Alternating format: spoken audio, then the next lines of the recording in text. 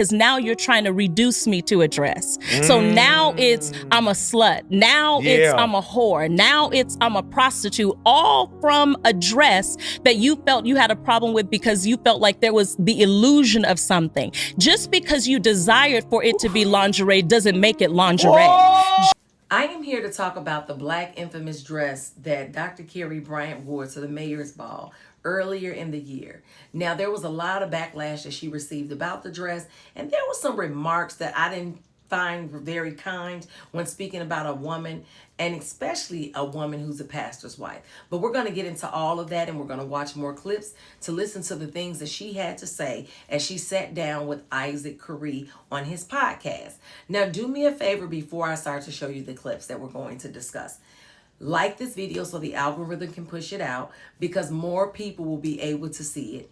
Subscribe to the channel. It's free. I'm not charging you Netflix pricing. So I see a lot of you watching the videos, but you haven't clicked that button yet. Turn on your notifications so you know when I pop on. And shop at CorgineHair.com. I am the founder and the owner of the brand. If you want healthy hair, get the products. I promise you, you will not be disappointed. Now let's go ahead and get into the rest of the clips. So when I saw the dress, I was like, oh, that's just a dress. Yeah. And the problem that I had Yeah. was the church people. It be your own Every people. time. As a fellow First Lady, I feel very compelled to speak on this. The public discourse surrounding Dr. Karri Bryant's dress has me deeply troubled. Not because of what she wore, but what the conversation about what she wore reveals. Listen, I've seen the arguments and the debates online saying that her attire was inappropriate. But let me tell you what is truly inappropriate. What is truly inappropriate is the shaming, the public critique, and the moral posturing directed at this woman. You might not agree with her style, and that's your prerogative. But disparaging a woman based on what she wears, reducing a woman to what she wears, is not what Jesus would do. I played that last clip because I wanted to show you that there were church people who were for the dress. There were church people who were against the dress. There were just people in general who had something to say about the dress because it was a viral moment and it was everywhere. So people talked about it. People even put themselves in the dress using AI. That's just what happened. But it's very clear to me that Dr. Karri Bryant still has some, maybe some issues about what people said, and that's why she continues to speak about it almost, 4 or 5 months later. And so I'm going to let you hear her out, but I just wanted to clarify that everybody, and I do mean everybody, had something to say about the dress. Isaac, this wasn't an issue of my character. Yes, ma'am. This wasn't an issue of a public failing. This wasn't an integrity issue. This was an issue around you hypersexualizing what you felt like my dress was. And you wanted me to stand in the shame of what you felt that it was. It wasn't the truth of what it was. Yes. I wasn't naked. Anybody with eyes could see that I was covered, but you didn't like it. And so instead of just saying, I didn't like that, it became, how do I shame her? Yeah. It became, how do I berate her? So I guess our objection to a man of the cloth presenting his wife in public looking like a $2 whore. Two. At least two. Now, I didn't say she was. I'm not talking about her. My statement is not about her. My statement is about him. Because the truth is, there are others who wear less than I do. But because you don't know their husband, you don't know her. And that means that you haven't had an opportunity to treat her that way because we're not in the same space. It doesn't make it right, but it is the reality of what it is. Yes, ma'am. So if we don't tell the truth, let's tell all of the truth of it. So, okay, you didn't like it, but to dishonor me in the way that you did because you didn't like something I wore, I think that was the thing that was the most hurtful. Yeah. I wasn't offended around some of the things that people use their pulpits to say. Yeah. The information that I gathered from Dr. Karri Bryant on speaking about the dress for at least about a good 20 minutes, probably a little bit more than that, is that she's hurt. That's one. And she has a right to be, because some of the things that were said were not okay. And I've even said that when it came to Bishop Wooden. And then there were other pastors who followed up behind him to say some negative things using the same kind of language. And that is never okay. Even if you are saying that you're talking about her husband, the words being used are towards her. So I didn't think that was a good idea. Not even in the pulpit, like just period. It should have been a kitchen table conversation. But nonetheless, Dr. Karri Bryant also spoke about, women being jealous and all of these things. And I'm going to say that not every woman who disagreed with her dress is jealous of her. I happen to be one of those women. I think she is a beautiful woman. She's well-spoken. She's a bit feisty, just like myself. But not one time did I ever think, why her, not me, or anything about jealousy. I just felt like wholeheartedly it should have been a different kind of dress instead of that one. It was just given too much. And that's just my opinion. And my opinion is not biblical. Well, some people might say it is because of the modesty thing, which she spoke a little bit about that too. So this sect of people who want to love to use Titus, they love to use these modesty scriptures, most of which have never read. They read out of context. They don't understand historically. They have no real comprehension around them, but you latch on to one passage that you think you can use to shame somebody else when you don't know the millions of other passages that talk about you. Get the mote out of your own eye, your own self-righteousness, your own judgment, walking out your own salvation. We know every scripture to condemn somebody except the scripture that calls us into divine alignment.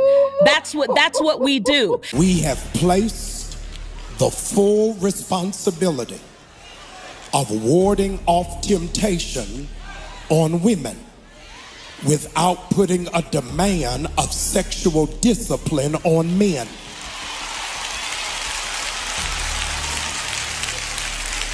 We have swallowed an Americanized rape culture.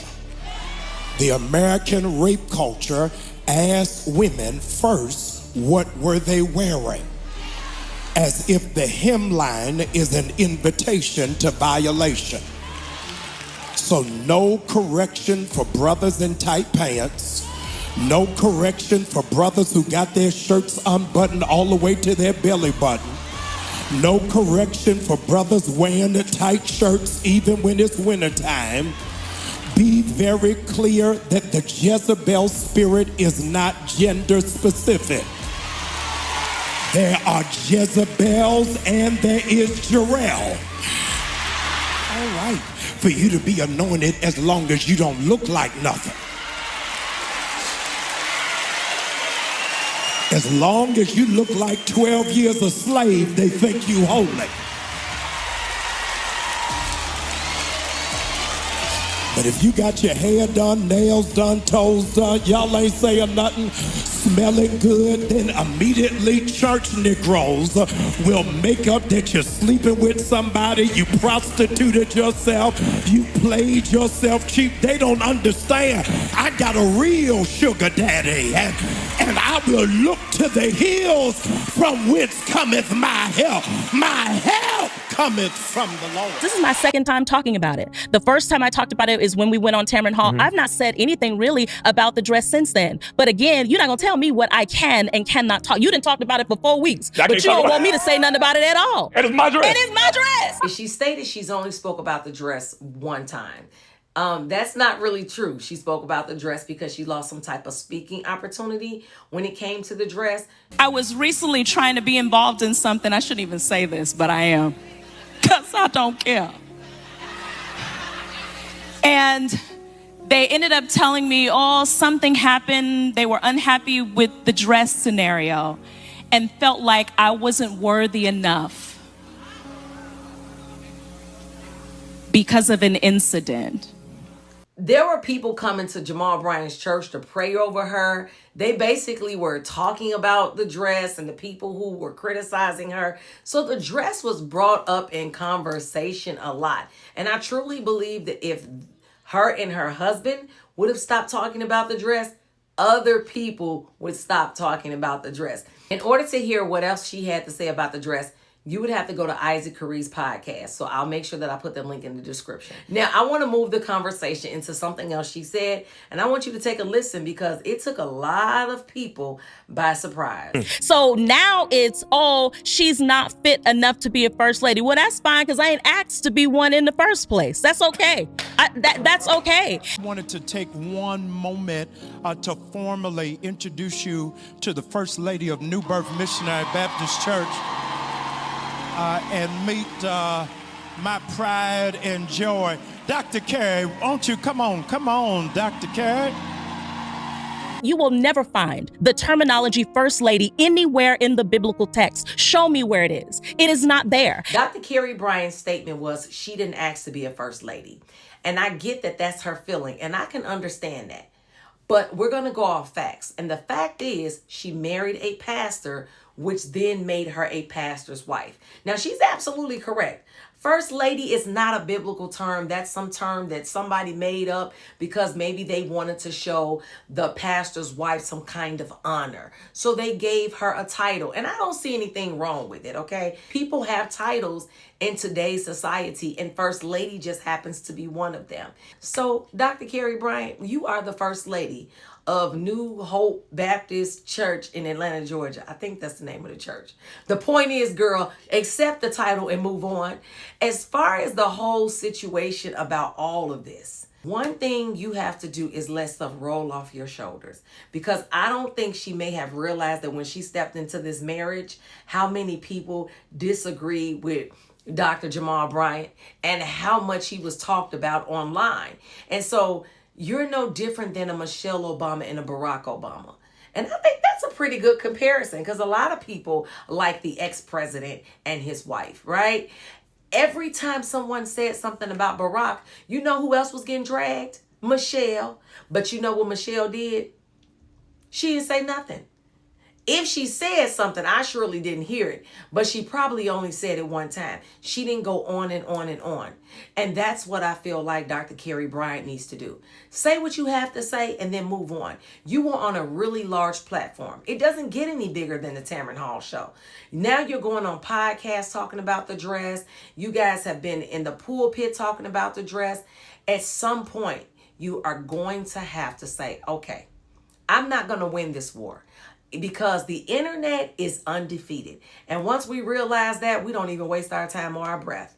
We say what we say and we move on. Like Nene Leakes, I said what I said. And I will say what I have always said. Every woman that walks in that space is different. Absolutely. Every first lady is different. She brings all of who she is, I would imagine, her background, how she was raised, who she is, into that space. And she has the right to define that based upon who God has called her to be and who her husband is. Yes. My advice to you is to take things with a grain of salt that people say, because you're in the spotlight. And does it mean that it's okay for people to criticize you? No, it doesn't. But people do.